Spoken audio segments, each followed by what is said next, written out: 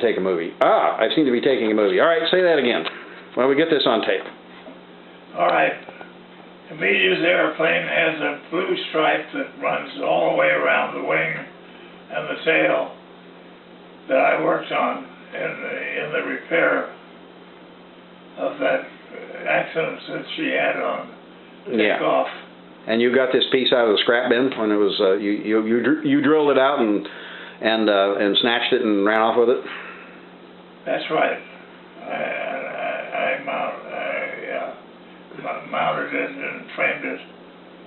And put that little sticker on it, which took me forever to figure out, because it has that little Lockheed sticker on it, doesn't it? That was something you put on that. Yeah. Well, how did you get it out of the factory? Did you just put it under your jacket and hot-foot it out the door? Well, in 1937, I was hired as a laborer, and eventually I was told to go to the wing department, and I picked up a riveting gun and a drill. Did they show you? Did you get any training on the riveting, or did they just say go have at it? They didn't have any formal training. The poor guy that was about 30 that had some experience was my partner, and he showed me how to use the riveting gun and so forth, and we worked together. Well, you did a good job. I mean, my horizontal was beautiful. Yeah. No, it really worked out well. Was the how much skin did you replace on the Amelia Earhart tail? Was it really mangled when you got it? Yeah, it was. It was mangled to the point that they stripped it down to the spar and the ribs, and then they gave them back to us at the stabilizer jig, where we set them up and replaced the skin. And so that little piece was just been tossed in the scrap bin, and you went and got it? Yeah.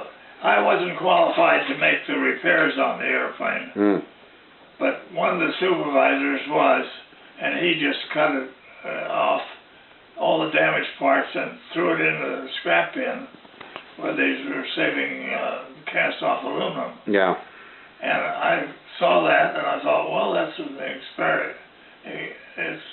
It's an airplane. Sure, a piece of history. Yeah. So I grabbed it.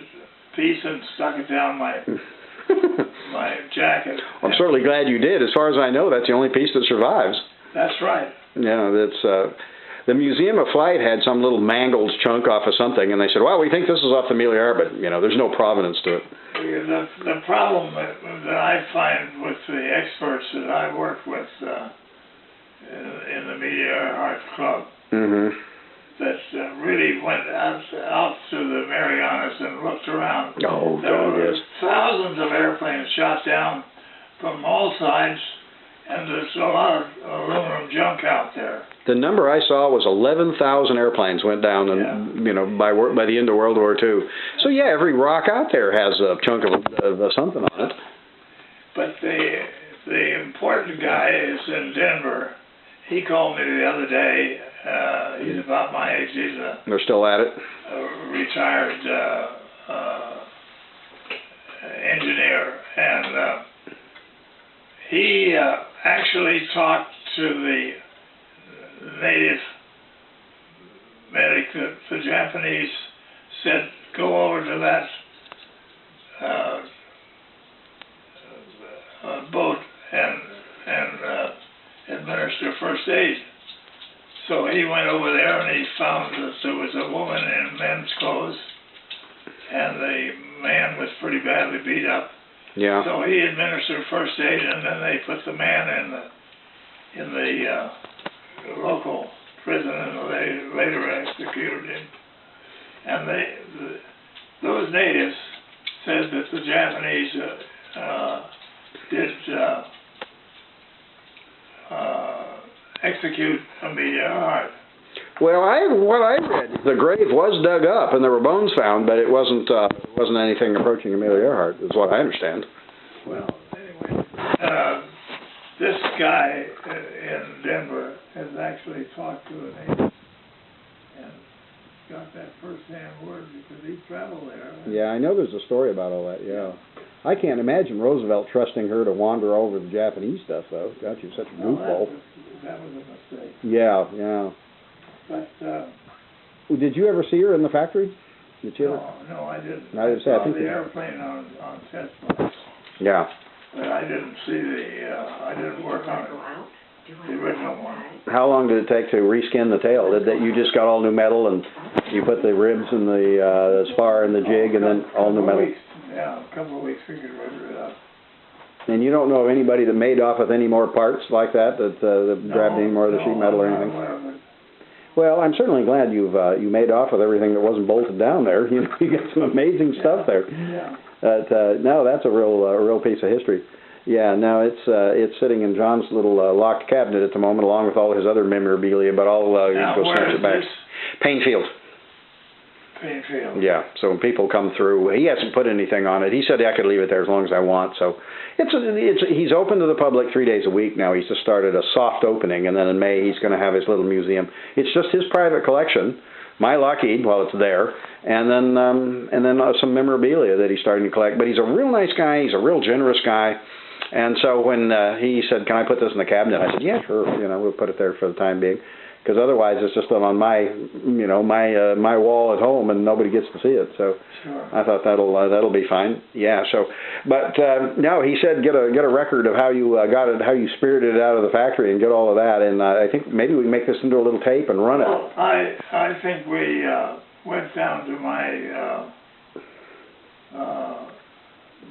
bank, and the banker, female. Certified. Yeah. This is my signature and yeah. so and so and so. I have all of that in the safe. Yeah, I keep all the documents in the safe. Paperwork that establishes that. But what I'm thinking about is he's going to put up some screens and some entertainment and thing. And I thought, well, how about interviewing you about this little story and put it into his little aviation history? So if it'd be suitable, if you don't mind. If this works, it appears to be working. I've not made a movie on here before, but it appears to be working. If you don't mind, then I'll just have him put this up so the public can hear the story of that little piece of metal. Very good. Yeah, I think that would be. I think it'd be most interesting. And do you have any spare copies of your book? He needs to have a copy of your book. I only have one copy left. Oh, they're all gone. And you have one of them. I've got one. Mm-hmm. Yeah. Well, I might loan him my copy for a while, but I don't want to give it away. I want to keep it. You know, I don't want him to have all that. So, all right. Well, that should take care of your story of snatching the Amelia Earhart trunk out of the back of the airplane. Now, if I can off the tail end. How that ground loop in Hawaii? Have you seen that movie Amelia? They actually go into it and she actually in the movie they say how she tried to control it with the throttles and lost control of the whole thing, which you would do.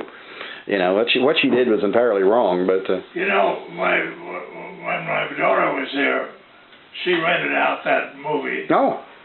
And I was able to see it on my set. Uh-huh. But I only got through half of it, and then she had to leave and turn the thing back, so I'm going to have to wait for a while. Yeah, we'll have to do it again. Well, I think it's historically accurate for the flying part. I don't know. They portray her, as Hollywood always does, as a sex bomb, all the affairs and things she's having, and I don't know about that. I mean, maybe that's true. I don't really know. But the flying part's pretty good, and those are my friends in their 12s doing it, but that's pretty good. I was wondering about that. Yeah, one is Bernard Chabert out of France, and that was filmed in South Africa, of all things. And the other one was done in Canada, and that's Joe Shepard. So, yeah, I know both of them very well. Yeah, very well. I see. Yeah, no, they had a wonderful good time making the movie. And Joe flew 20 hours. They put a wig on him, cut his mustache off. Hollywood paid for his mustache.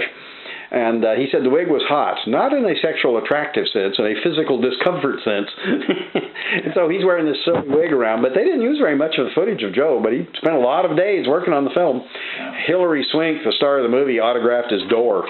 So his airplane's got her autograph on the door of his 12. But no, he seemed to have a lot of fun playing Hollywood stars. So, what else came off of Amelia Earhart's airplane? Did they have to do fuselage skins? They did a lot of wing work too, didn't they? I assume that they did a lot of wing work. Yeah. But I was working for a very tough foreman. You didn't get to wander around the factory? I didn't get to wander around the factory. Just satisfying my historical interest. So you just had the horizontal stab only, you didn't do any verticals or any elevators? No, I didn't. Just the horizontal stab? That's the only jig I was assigned to at the Yeah. time. Now the only, and then this piece of metal is the left top outboard, is that That's correct? right. Yeah, that's what I've been telling everybody, yeah. Yeah. Okay, well great. Well, I'll see if we can make this into a nice little film for the museum up there when you start showing